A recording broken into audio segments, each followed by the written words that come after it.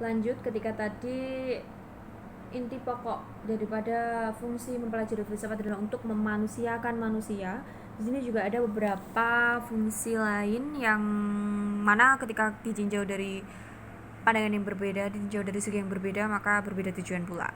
Oke, ketika filsafat itu dipandang sebagai kumpulan teori-teori, maka filsafat itu mampu membantu seseorang untuk memahami dan mereaksi dunia pemikiran. Jadi pemikirannya nggak monoton, itu aja, jadi bisa berkembang ide-idenya itu.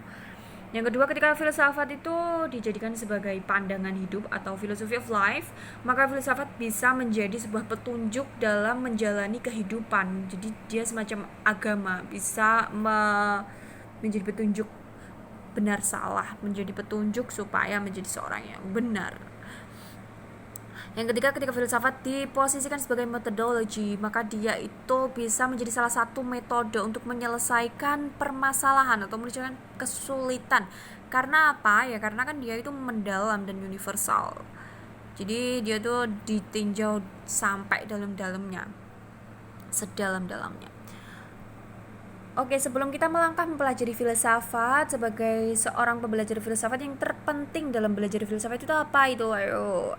Ada 4 ya. Pertama ada berpikir mendalam. Itu pokok daripada ingin sukses menjadi seorang pembelajar filsafat, pastinya berpikir mendalam terkait segala hal.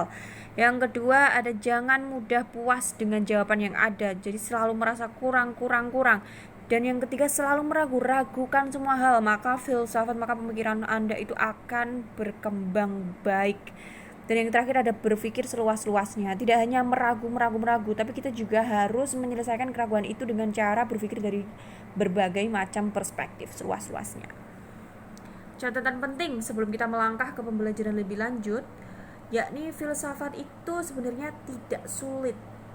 Ketika seorang itu banyak banget bilang filsafat itu sulit, bikin pusing, bikin puyeng, apalah, itu enggak, sebenarnya filsafat itu enggak sulit ya, tidak sulit. Karena apa? Karena filsafat itu ya pemikiran, dan setiap orang kan punya pemikiran, jadi tidak sulit.